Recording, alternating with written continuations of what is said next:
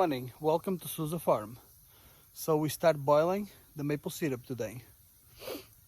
I put about 50 gallons in there, just light up the fire, and it's getting pretty warm already because the pan we use is pretty big. That pan will take about 150 gallons. So we just gotta let it start boiling. I just put about 50 gallons first, let it start boiling, and then we'll add 5 gallons at a time to keep the boil going. And that's how we do it.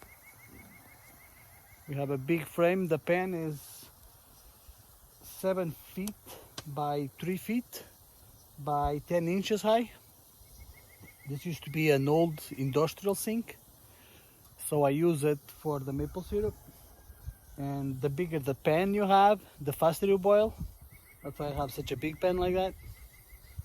So as you can see, it's already getting cloudy inside. That means the water is warming up. You can see all the vapor leaving already. So once you start boiling, you barely will see the pan with all the vapor coming out of it. So anyways, I'll keep you guys posted in an hour or so once it's boiling pretty good. And I'll show you how I do it. So like I said before, what we did was you collect from the buckets to those 45-gallon pails you see over there, and then we dump them in the big one here. This one takes 420 gallons, and then you open the tap over there into the bucket and into the big pan. So in one good day we should be able to boil pretty much all of that. So that was about 240 gallons in there, I believe. So we should be able to boil all of that today. Won't be able to finish it, but we'll bring it down almost to syrup. And then we'll collect more and just add to the pan. Whatever we collect today, we'll just add to it. So hopefully we'll get quite a lot with this big batch. And then we'll do another batch later on by the end, because it will be darker and I want to get some of the darker stuff too. And that's just the setup we do. So it's pretty easy forward. So we've been boiling for about 4 hours now.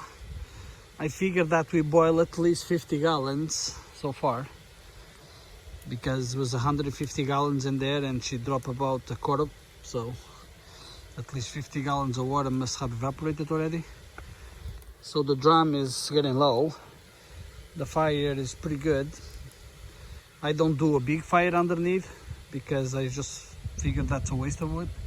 You just want to keep a steady fire once it's boiling. Just keep a steady fire, because I don't think that boiling really hot will make it faster, by my experience at least.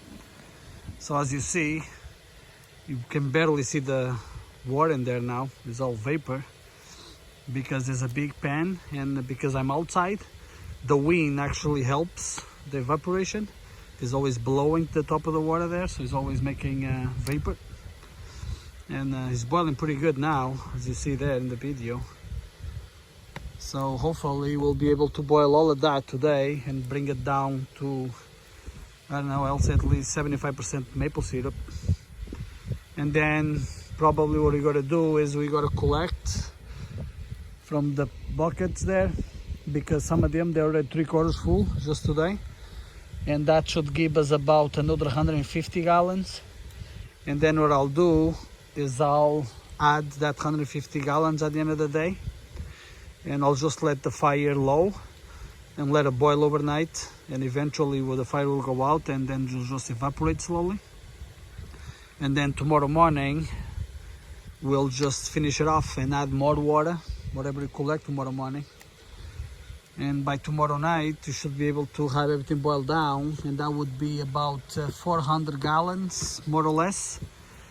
Would give us, I'm hoping, 30 to 40 liters of maple syrup. And then we'll probably do another boil later on in the season, maybe in a week and a half from now, to get the darker stuff. And anyways, that's pretty much it. So when you do maple syrup, is once it's boiling, you just sit here and feed the fire and you scream the top. So once you start boiling, will be foam on the top. And what you want to do is you want to take that off so you get a fine scream. You can get it at dollar store or whatever, just a little scream. I'll show you the one I have. So that's pretty much it, not much to it. So what do you do? I already cleaned it, but what you do is you just go on the top there like that, and you gotta get foam like that, and then you just take the foam off. That's pretty much it. So the foam would be the impurities, and you want to get that off as you boil. This is a lot easier to filter at the end anyway. So that's pretty much it. So as you see, it's boiling pretty good. It's hard to film because all you see is vapor coming out of the damn thing. But you can see the color is already changing because I think I already put at least 200 gallons. No, 150. So if you get 50 gallons of water had already evaporate. So that means, you know, it's getting started looking a little bit more darker. And will get darker and darker as you boil. Anyways, well, I'll show you at the end there the finished product and how we finish it. But that's just the way it should look when you're boiling. Oh yeah, we are in business now. So this is what happens when you boil too hot.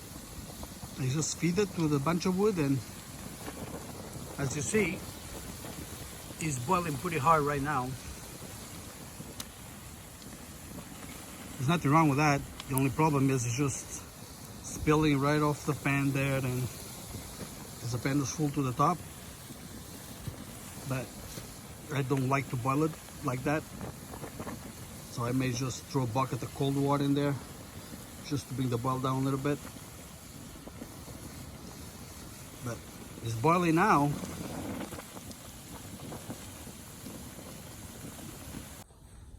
Okay, so it's the next morning now. So I left this overnight. I covered it with the sheet of aluminum, and you guys can see the difference in the color already. So that's about 300 gallons we boiled yesterday. Thing is empty, and then I add another 45 on it. So it shouldn't be too long now. I'll figure probably another 4 hours and we'll have maple syrup. So I just light up the fire underneath. So it's already started steaming a little bit. So I'll wait until it's boiling and then I'll show you the finished product. Okay, so while we wait, let's talk about the setup I have. So I got this maple syrup pan to boil the sap. This takes about 150 gallons, maybe a little bit more. I got this at the scrapyard. This was an industrial sink, and I just welded and turned it into a sap pan. The metal frame, I got this from my neighbor for free. So I just took it to give it to me.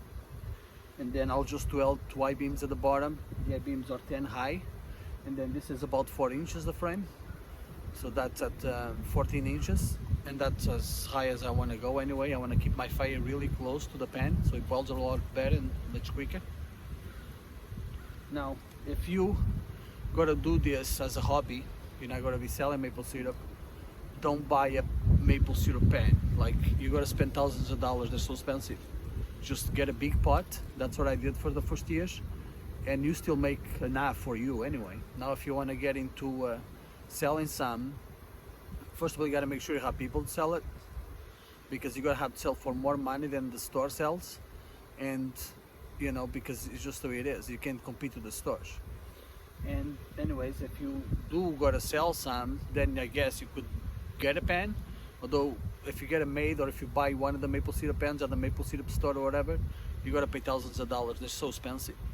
So what I recommend is go to your scrap yard close to your location. You must have one. And just look for a big sink and get somebody to weld the hole for the drain, and then put a tap on it. That's what I did. And this does better than a lot of maple syrup pans I have seen. I have neighbors who have maple syrup pans and they pay thousands of dollars, and I'll boil a lot more than they do. and you know, and I have probably, I think I paid $300 for the sink, so it's still gonna cost you a little bit of money, you know, because it's stainless steel. They're not gonna give you one for free. But if you're lucky enough, you may find one for free. So anyway, so that's the setup we use. Then we have a stainless steel bucket and a stainless steel scream tank to take the foam out of the top. And that's pretty much all you need. But if you have a big pot and you have, you know, you can just use that. Now you're gonna need a maple syrup gauge floating sugar content tank. I don't know how you call the damn things. They're pretty pricey too. You know, sometimes they go up $50, depends where you buy them. But you can get them sometimes for 30, $24. And that's gonna be for you to measure your sugar content. Once I'm finishing it, I'll show you how you do it. So anyway, so we did about 300 gallons. So we boiled yesterday the whole day. So this is a long process. And we got down to about, I would say maybe 100 gallons right now. But once you get this low, it goes a lot quicker because there's not much moisture in there. There's more sugar now. So we'll actually start boiling, you know, a lot faster. So I just light the fire. This will probably gonna take another 3-4 hours to finish, I would think. And then we should get quite a lot actually. And anyway, so that's just the setup you use here at the farm. And if you just want to do it for yourself, I don't go spend thousands of dollars on equipment because it's a lot of work, and you'll never get your money back doing it for yourself. You might just buy the maple syrup from some guy who does it, because you know, I know it's a lot of people want, oh, I want to do it to the kids and this and that. Yeah, but do it in a pot. You know, do it in something cheap that's not going to cost you too much money, because you can still have the fun with the kids, and you know, put all this money into it, and then you know, the kids grow up and you just got to have thousands of dollars invested in stuff, you know, in things that you probably never going to use again, because it's a lot of work. Okay, so as you guys can see, there's not much left to boil. We have about 1.5 inches in the bottom of the pan, and color wise it's looking like you don't want to have a big fire when you get to this stage, because we'll turn into maple syrup pretty quick here. So we just gotta let it evaporate a little bit more. Once you get to the point there, I'll show you how I measure it, and then we'll just take it off through the spout there, and that's it, it's done. Then you filtrate it as you take it off, make sure it's nice and clean.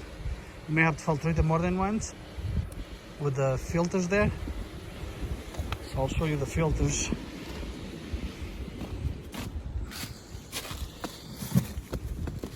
So you gotta use this one, which is pretty fine filter, and then you get the thick one is at the bottom there.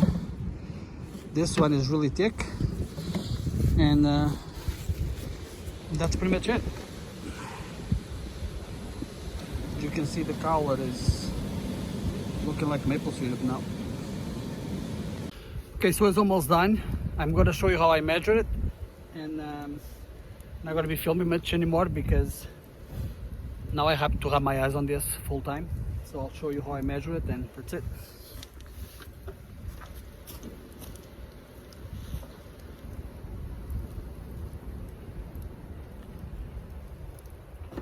So you want to keep stirring.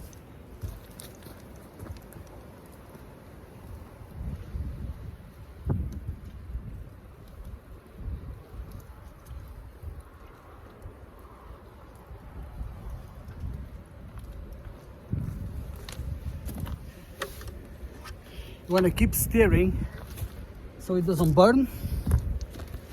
We get our measuring cup there. It has a sugar content thermostat. Once you get, so you have two lines, the reds. The bottom line is cold, the top line is hot. Once your line is, your maple syrup is at this line, when you put it in the cup, that means you're done.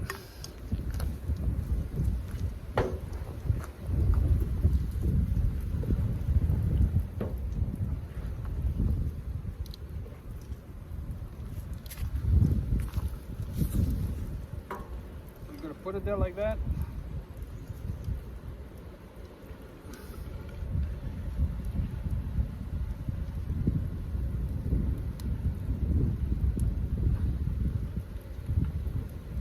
So right now, this neighbor bouncing yet, so I probably have a little bit more to go. But it's pretty close. Once you get to that line there, you know you're done. So you just want to keep steering. Nice color.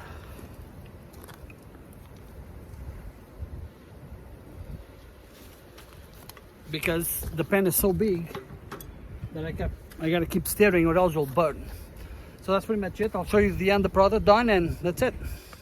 As you can see, his neighbor boiling the same way. When he starts making foam on top, you know that you're pretty close. You see the foam over there?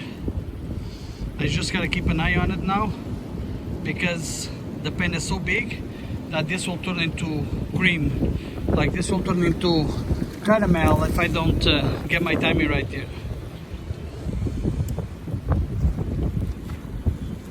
You can see how she's foaming over there in that corner and over there. So that means you're pretty close here. So I opened the side there because it was getting way too hot. So I took the metal blankets out just to give some air so it's not as hot. And you barely can see anything with the vapor, but that's what you're looking for, that foaming area over there. That means your sugar content is really high. So we just want to keep mixing here. That's what you're looking for.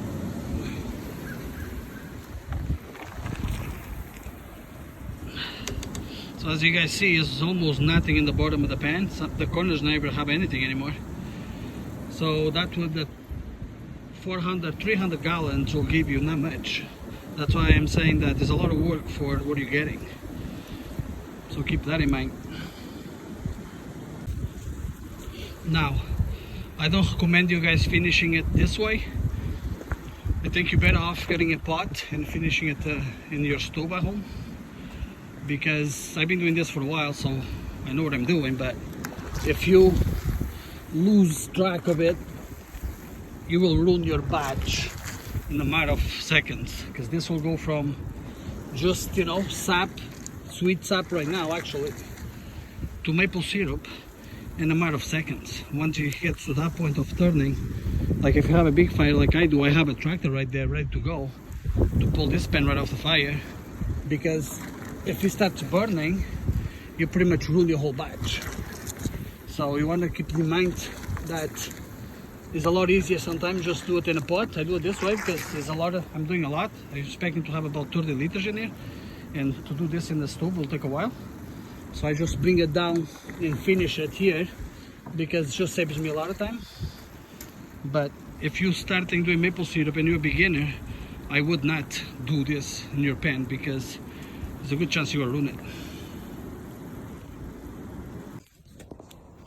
So that's it. I just pull it off the fire, and now I'm just going to filtrate it, and that's pretty much it. That's all we got. I'll let you know how much we got at the end.